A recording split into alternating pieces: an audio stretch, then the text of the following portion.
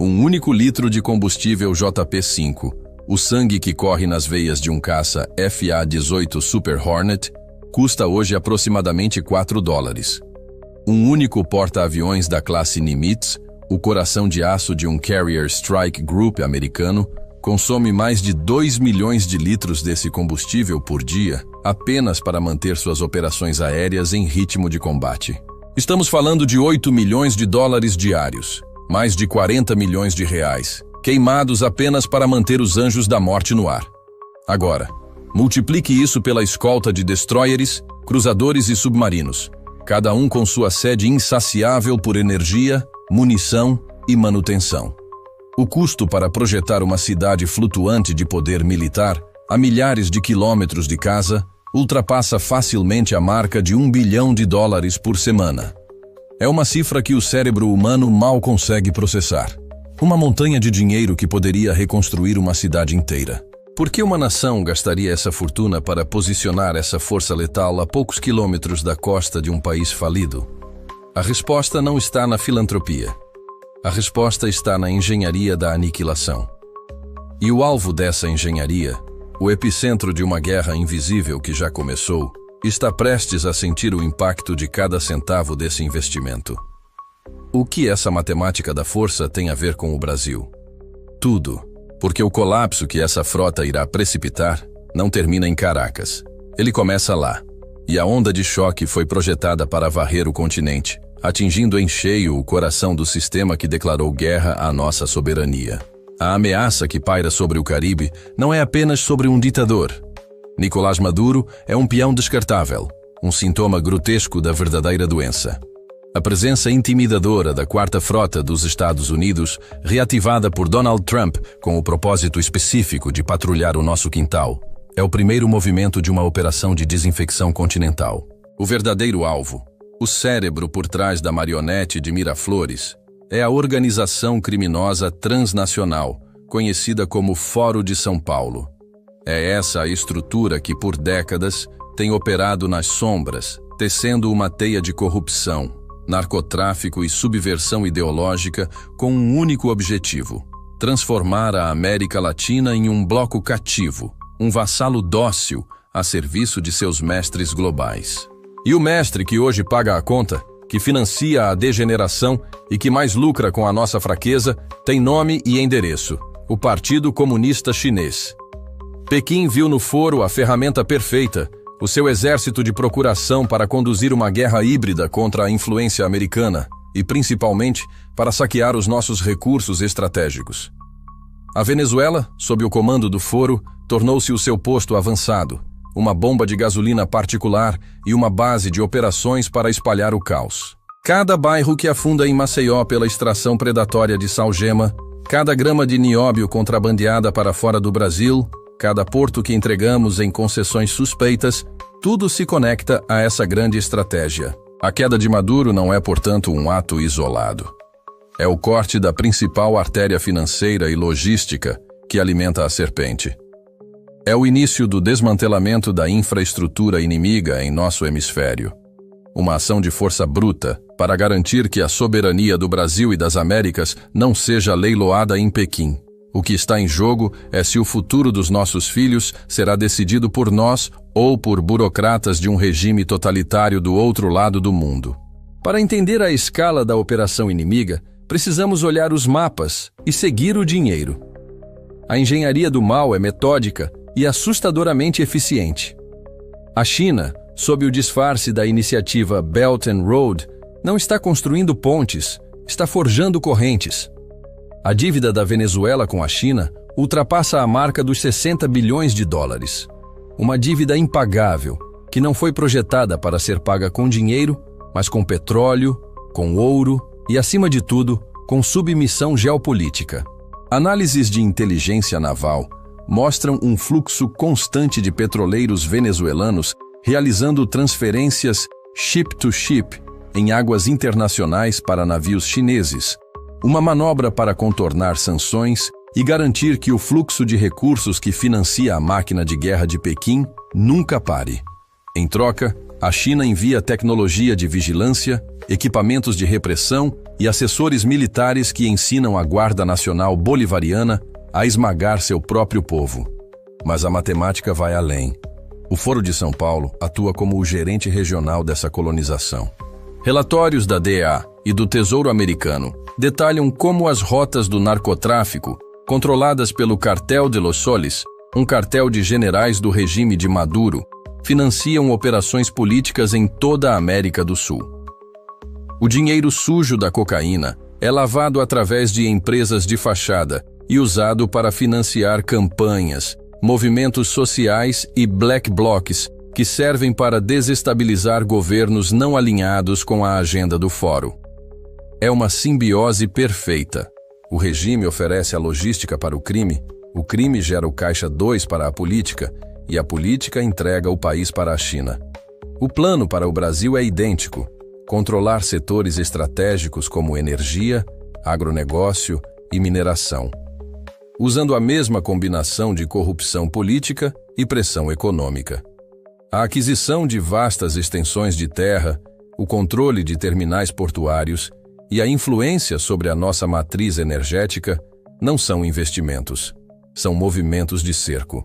É uma estratégia de estrangulamento lento e silencioso. Eles estão construindo uma fortaleza logística e econômica dentro das nossas fronteiras, para nos subjugar sem disparar um único tiro. É a guerra do século XXI, travada com contêineres e corrupção. E nós somos o prêmio final. Diante de uma estratégia de cerco tão complexa, uma resposta convencional seria inútil. E é aqui que entra a genialidade da doutrina de Donald Trump. Uma contraofensiva que ataca o inimigo em todas as frentes, transformando suas maiores forças em suas piores fraquezas. A jogada de mestre não foi enviar os fuzileiros navais para Caracas, mas sim declarar guerra total à estrutura financeira que sustenta o castelo de cartas. O pilar 1 dessa contraofensiva é a asfixia econômica. O Tesouro Americano agiu como o braço financeiro do Pentágono, mapeou e sancionou centenas de indivíduos e empresas ligadas ao regime de Maduro e ao Foro de São Paulo.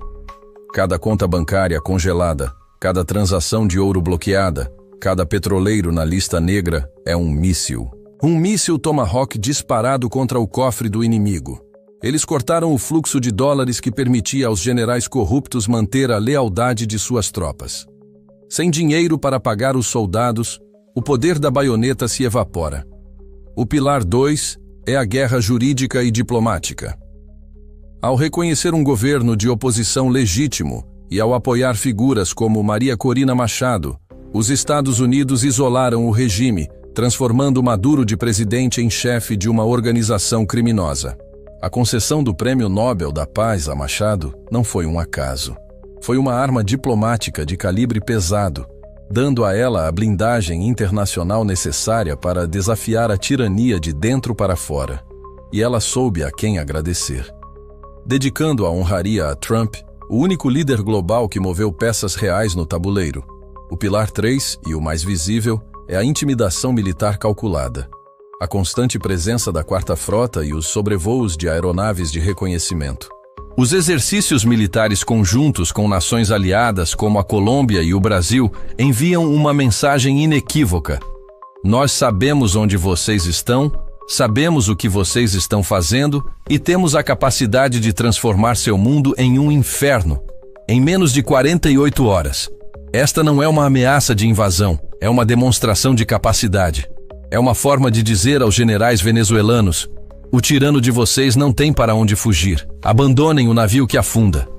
Enquanto podem, ou afundem com ele. O legado de Trump é exatamente este. Entender que a verdadeira força não está apenas em usar o poder militar, mas em integrar o poder econômico, diplomático e militar em uma sinfonia de pressão implacável. Quebra a vontade do inimigo antes mesmo que o primeiro tiro precise ser disparado. As consequências dessa contraofensiva multidimensional já reverberam pelos corredores do poder inimigo, gerando uma onda de pânico, humilhação e paranoia que se espalha como um vírus. Em Caracas, o desespero não é mais apenas palpável, Ele se tornou a atmosfera, que todos respiram no Palácio de Miraflores. Maduro, visivelmente inchado e com os olhos de quem não dorme há dias, ordena exercícios militares que são a mais pura expressão do teatro do absurdo. Tanques T-72, de fabricação soviética, soltando fumaça preta.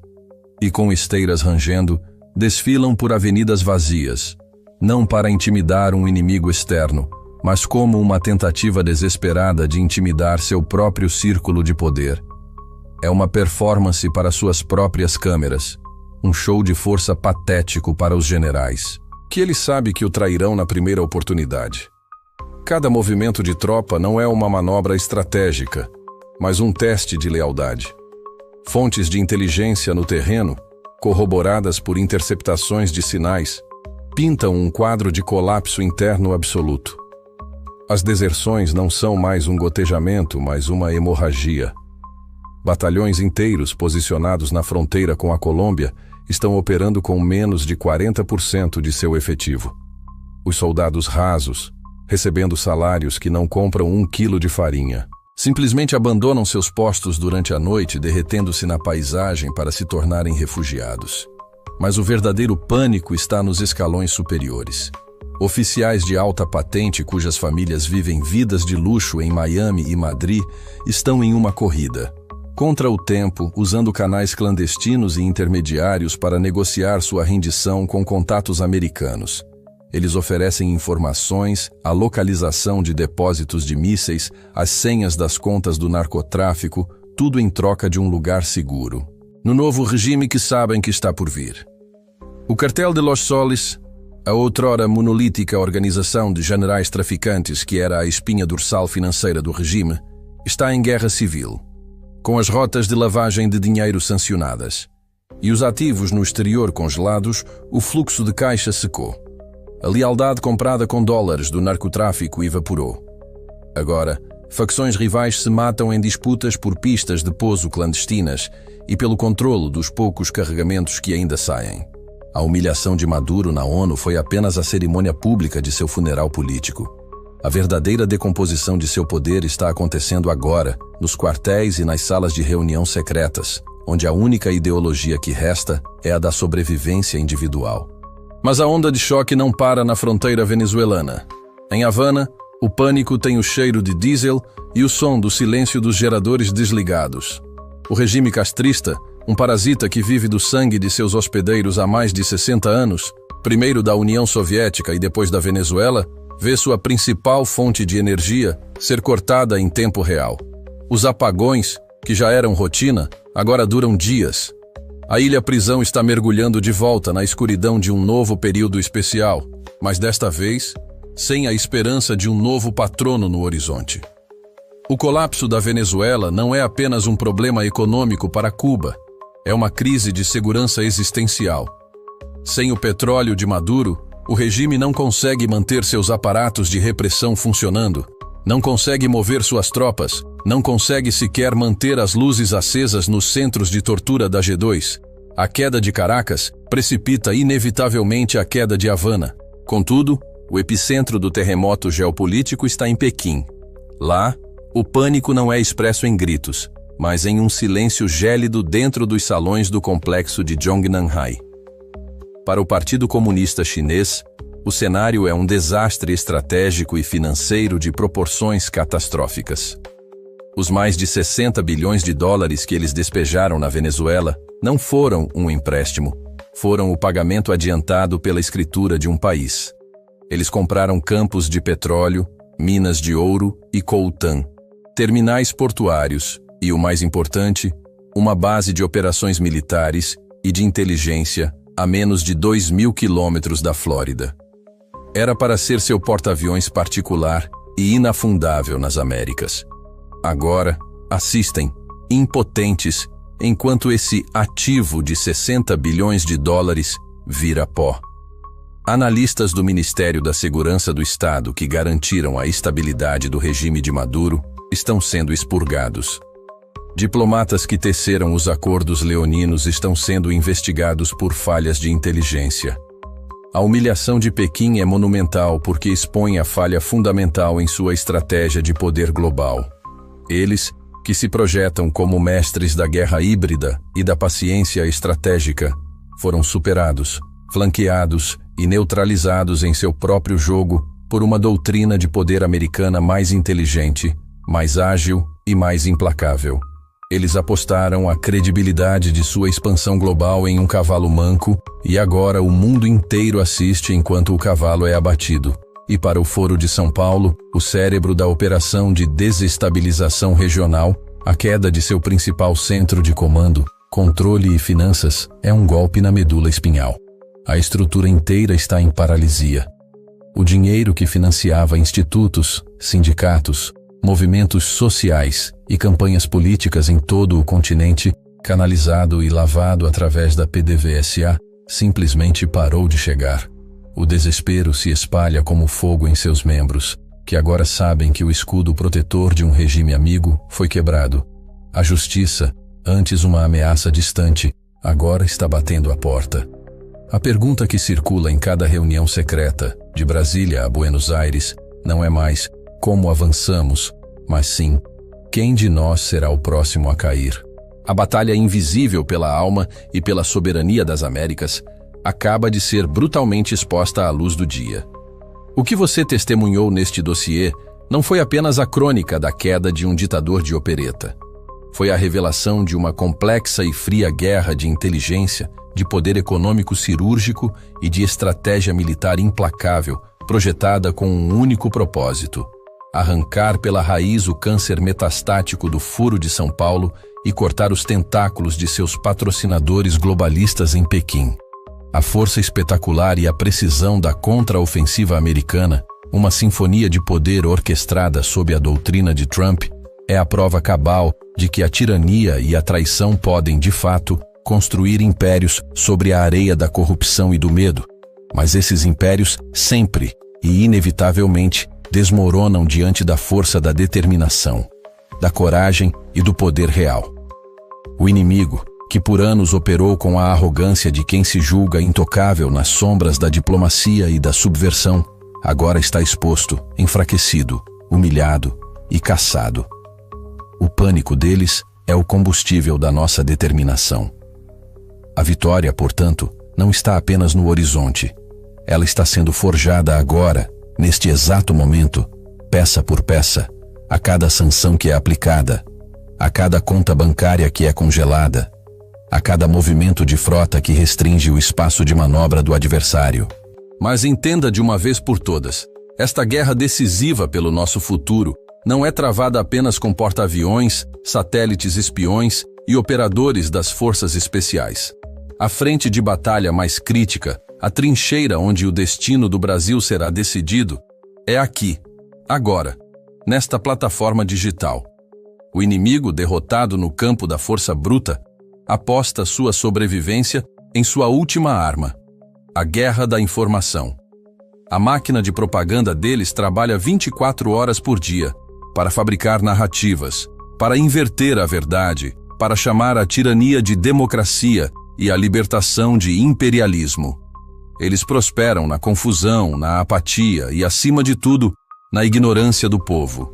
Nosso dever sagrado como patriotas, como sentinelas da nação, é destruir essa ignorância. A arma mais poderosa nesta fase do conflito não é um míssil. É a verdade embalada para impacto. Cada um de vocês que assiste a este canal não é um mero espectador. Você é um soldado na linha de frente desta guerra. Compartilhar este dossiê não é um ato trivial. É uma operação de contra-inteligência. Enviar este vídeo para cada contato, para cada grupo de família, para cada rede social, é armar mais um brasileiro com o conhecimento do que realmente está em jogo. Cada like é um avanço. Cada inscrição é o fortalecimento de nossa trincheira. Vença a guerra da informação. Destrua a narrativa do inimigo. Alerte mais um patriota. A hora é agora.